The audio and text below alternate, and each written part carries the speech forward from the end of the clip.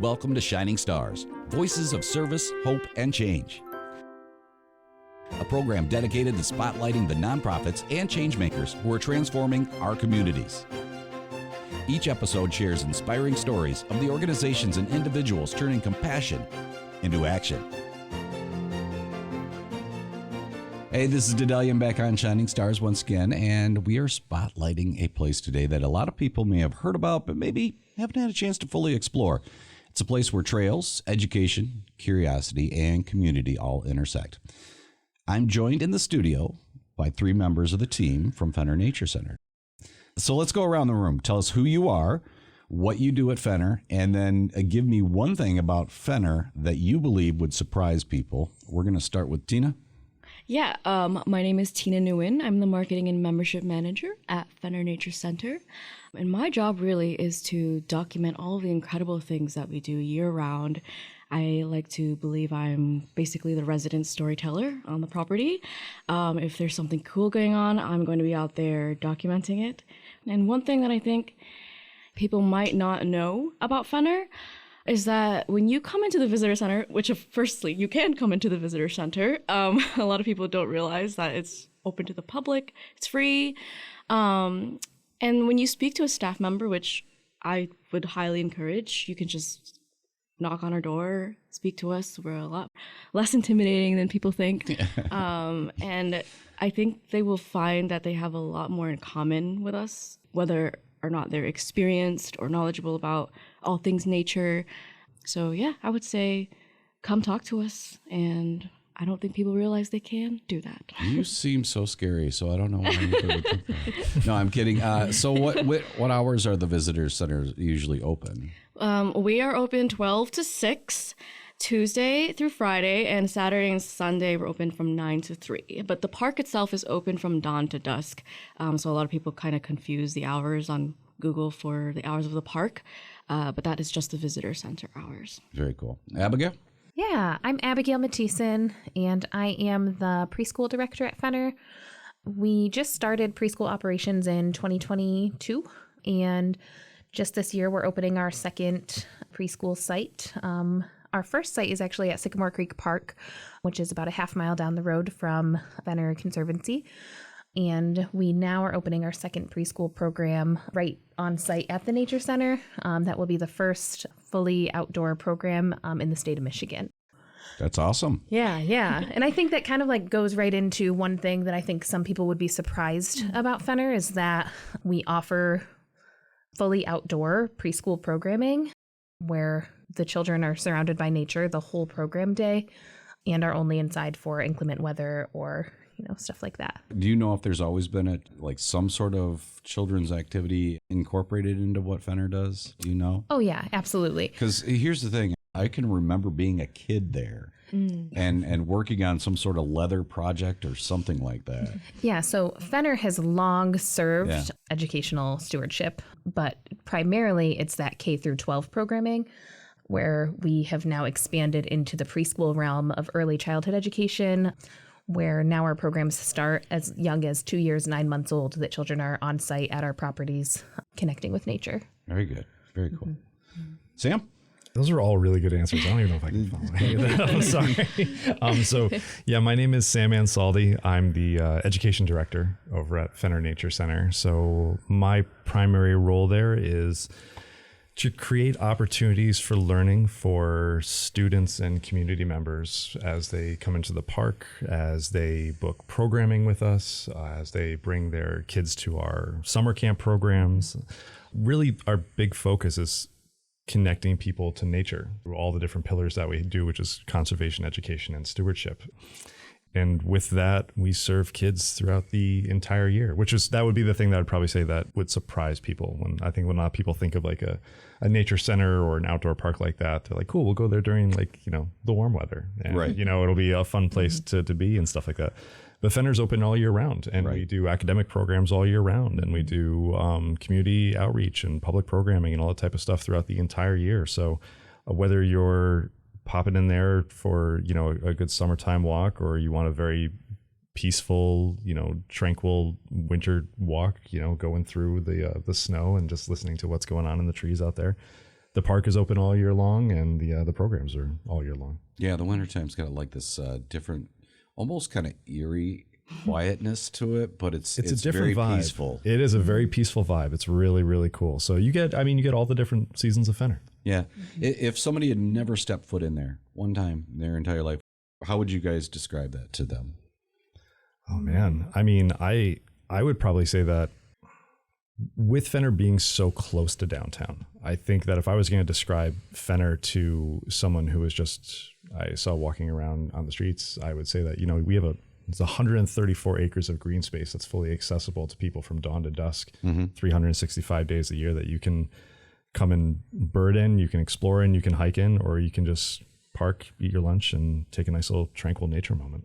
Yeah, and I would also say, like, if you're craving, like, if you just went to a trip, I don't know, we're not like national park level by any means, but like if you crave that feeling again, like there are really some amazing spaces out in Fenner where it doesn't even feel like you're in Lansing. No. Like once you're like walking on some of the trails, it really does make you feel like you're in a different place and time. And yeah, it's nice to get out there. And personally, I really like that they're very wide, and so it doesn't feel like you're cramped inside the woods or anything like that. Like it's actually very accessible for a lot of people. Yeah, it is, as you said, it kind of sometimes feels like you're stepping away from the city altogether, depending on which part you're in. You said it last time, Tina, that you were in, about how people connect with nature differently. So why don't we go ahead and try to go around the table this time and tell me a little bit about how you personally connect with it. When you're out there, what is it that you find connects you to nature? Ooh, we're starting with me? Yeah. Oh, heck yeah. Okay. Well, I did not grow up in nature. Like my family did not care to go on hikes. They never taught me anything about native plants, native wildlife. I never did any recreational activities. I'm the least athletic person you might find. City girl. But I think because of that, I'm connecting to nature in ways that I wish I could share with other people who grew up similar to me.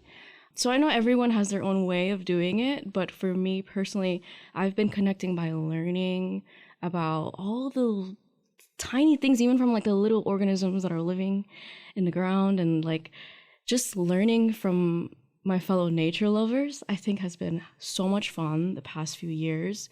Also, being outside more. I've always been an outdoors person, just never really doing it frequently enough where I feel like connected in the way where people have like really strong childhood memories of being outdoors.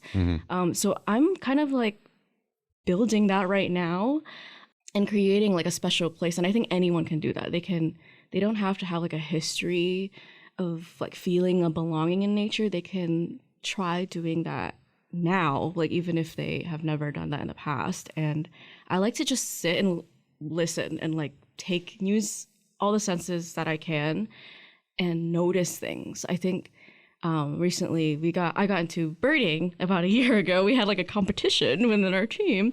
I didn't know anything about birds, but we had like an event coming up, like World Migratory Bird Day just happened, and it was going to be our first, annual one. And everyone's like, Tina, you got to get on it. You got to learn about birds. So, I've been challenging myself. And in the past year, because I try to see and hear more birds, I have to be in the moment a lot more. And when you're in the moment, you start to notice things. Yeah. And when you notice things, you start to care about them a lot more. So yeah, I think that's like my way of connecting and caring about nature. And I hope other people can understand that they can also feel that way too and be there too, because nature sometimes historically hasn't been an inclusive place for everybody. And as a person of color who grew up in this community where like, oh, nature wasn't my family thing. We didn't go out and camp and do all these things. Like, I think anyone can connect with nature, and I hope I can share that with other people. Awesome. Now give me one bird fact that you know that you didn't know. One bird fact that I know now that I didn't know. I think I learned a lot about like migratory birds and why they're important. So like maybe, I don't know, if I ask you, like, why are they a big deal? Like, what would you think? Birds? Yeah. I mean, from what I understand, they carry things around, right? Like pollination. Do they help with that kind of stuff? Exactly. Pollination Yeah, those type are one of the stuff? things. Yeah. And so, like, I learned, like, they're a great source of, like, pest control and controlling insect populations. I should have known you were going to turn the question around on that. I did that last time, too. Yeah, because, it's like teaching people as well. It's fun because I learned something new and I want to teach other people. And, like, I learned that, obviously they're pollinators, they control insect populations. But I also think it's really cool that when you notice their health, that's also reflecting the health of, like, the ecosystem, because there's so many birds and they typically flock towards places that are, have an abundance of resources. And like, they're just kind of a reflection of how we're doing as well. Makes sense. So, Makes sense. I think that's cool. And I didn't know that before. Abigail, you got a way you connect with nature? Yeah. I think Your perspective's got to be a little bit different because you work with little ones, right? right. Yeah. And I think that it's kind of funny because compared to my teammates here, my nature connection really, well, I think it does for everybody. And kind of like Tina already was saying, my nature connection really shows up very strongly in sensory experiences, Okay. which then is how we guide children to also connect with nature, is by messy play, primarily with children. We allow children to get messy. We let them be barefoot in the mud and paint with mud and really just experience nature in the most sensory ways possible. With mud. With mud, with dirt, with like snow, and playing in the creek, stuff like that really like builds that nature connection. But it also like builds a sense of belonging, I feel like, just being present in nature and building that, like, we are one with nature and we feel like we belong in nature, not that we're the outsider visiting nature. When you go to Fenner Nature Preschool, you'll see children rolling down hills, you'll see them digging with their hands, and like at times they're dumping dirt onto their hair. Just the most bizarre things that, like, from an adult perspective, you're like, why? Like, the question is like, why? But then when you like bring it back to, they're developing these things, they're learning about nature in ways that maybe adults don't think to do. Like dumping. Like Dumping dirt, yes. bucket of dirt on your head. Yeah. Yes. But it gives them that sensory experience that I think allows for the very foundation of nature connection. That's awesome. I can't say that I've dumped a bucket of dirt on my head lately, but I will say that one of the things I do is in my own backyard, I will very often take off my shoes and my socks, and I find that's a way to kind of connect with the earth, and that kind of sounds similar there. Yeah. Except for you're becoming a part of the earth in that case. Yeah. Sam, you got any thoughts on this? Yeah, I mean, you did say lately. It doesn't mean you haven't dumped a bucket of dirt over your head at all. So, I mean, I am thinking of childhood stuff. And I can remember doing some stuff similar to that. So. I mean, that's cool. That's what we all did, and I think that's that connection that Abigail makes with those kids, the connection that we try to make with our kids here. It's the same thing. I mean, anytime that you can learn about the natural sciences or nature in nature, that is makes such a huge impact. And kind of like Abigail said, when she's working with these kids, you get to see them at their best. You get to see them exploring and engaging with nature in a way that is pure childlike, and it is just absolutely fantastic. And we see it in the preschool program. I really see it with our camp kids. Let me tell you, that's a great program. I mean, we see it with our academic kids because whenever we have a school program that comes out, we always make sure that whatever we're teaching with the kids it's hands-on. They're in nature. They're if we're teaching them about aquatic invertebrates that are going to be found in a vernal pool, we don't sit them down and put a PowerPoint in front of them. We say, kick off your shoes, roll up your pants, because we're going to get into it. You're going to get into it. We're going to figure out where they are, and we're going to check them out. And it's that weird exploration that they go through. And that right there that's the memorable education. You know, that's the type of stuff that will really make a difference. I think when you're out there, we can always memorize facts. We can always, you know, go through and try to do the best we can with trying to learn a subject matter. But if you're out there and you can make a lasting core memory, a lasting core experience for yourself, that's really where a lot of that comes from. And you see some amazing creativity come out, which I think is really cool too.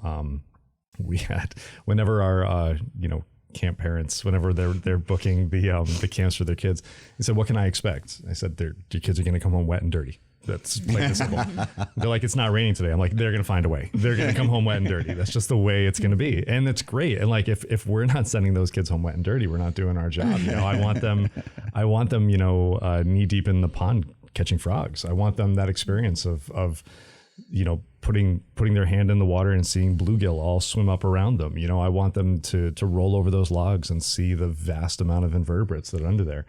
And then I want to see that creativity where we had some kids that were just like, you know what, I'm going to take this mud and I want to make a suit of armor for myself. And then, you know, by the time the parents got there, the kid's wearing a suit of armor of mud. And then they asked, well, why is there a snail on top of that mud? It's like, well, those are my minions and they are the ones that are protecting me right now. So, you know, so I mean, like the awesome. I think it's great. You see that real good creativity coming through. And whenever we're doing our programming, whenever we're doing our summer camps, that's what we really try to emphasize. We try to give a space where a kid can be a kid and they're not overtaxed. They're not overscheduled.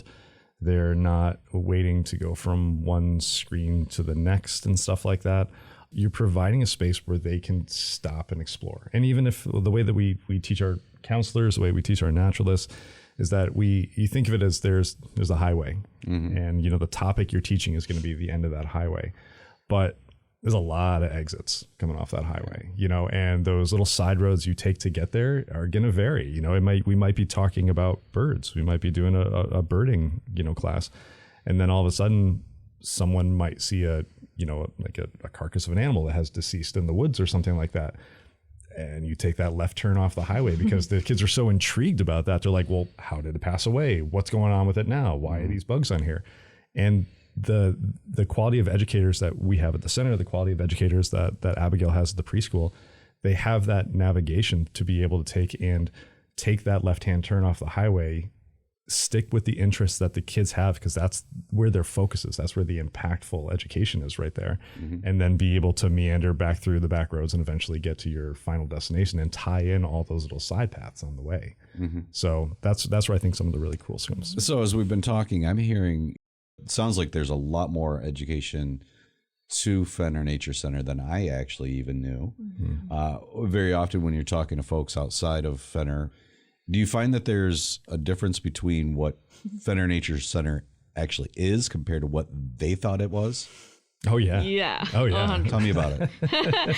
Oh, well, firstly, I kind of want to bounce off what Sam said. Like, I live vicariously through those kids. Like, I'm like, wow. Like, I wish I had a childhood like that. And I will go through the whole summer. I'm like, I feel like a kid again. Like, after all this is done. Well, watching you birding was like seeing you as a kid. Tina's got the birding eyes. No. Like, if we couldn't find a bird, we'd call Tina, and she was our ringer, man. Like, we just like, that was it. It was like pine siskin. Like, yeah, That's she's got so eyes on it. validating to hear. You just like hype me up, keep doing that. Yeah, like that's definitely.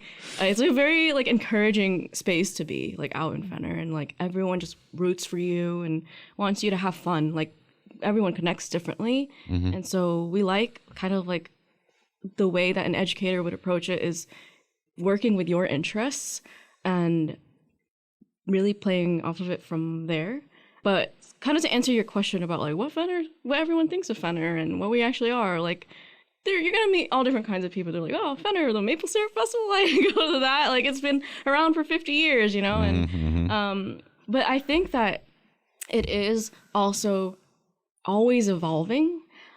Especially right now, we have such a strong focus on environmental education and ways to do it with all different age groups, whether if you're in college, like you're a student, or you're like a small child. Like I think especially this year, we're so excited to introduce like Adventure Camp, which is 6th, 7th, and 8th graders, taking them off site to do like responsible recreation, which is what Sam would say. And we were like taking them to do kayaking and rock climbing. And I have joined them for a few of those training sessions. And, like I said, I don't do those things, or I didn't grow up doing those things. And the fact that I can like tag along and see that process of like, oh, this is what they're going to teach the kids. And like, if the counselors are already so connected and so engaged, like I can't even imagine what it's going to be like when the students are here this year. So yeah, I think like a lot of people will think about our festivals. We've got the Maple Syrup Festival, the Apple Butter Festival, Earth Day, and now World Migratory Bird Day. But what's to come in the next few years could be so different. Sure. Especially with the all outdoor preschool at Maple Grove too. And I'm very, very interested to see what people, end up learning about Fenner in the next few years. Now, who's been with Fenner the longest out of the three of you?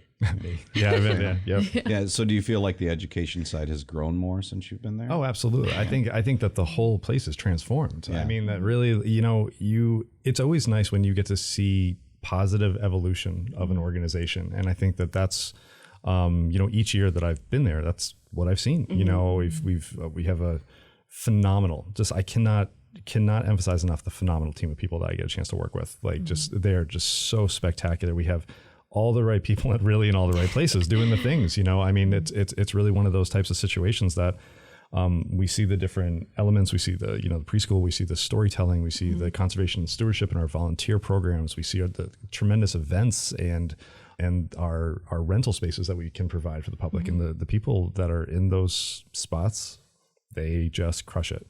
And, our naturalists, our teachers, they're the ones right there, down there on the front lines, making sure that they're connecting with the community, they're connecting with the kids, and they do a great job. We have so many people come in and like, wow, this place has changed so much. Like I haven't been here in years, and like. But that's the cool thing, because it's been a Fenner staple for so many years, and like people will say, it's like, I was here when it was the Arboretum, or I was here when you had Sam the Eagle here, and like these are all these different timelines of Fenner, all these different iterations. And even like with the preschool property, they're like, I was here when it was a driving range, So you see like all these cool iterations. So people, even if it's one evolution or another, people have had a connection with Fenner since the 1960s.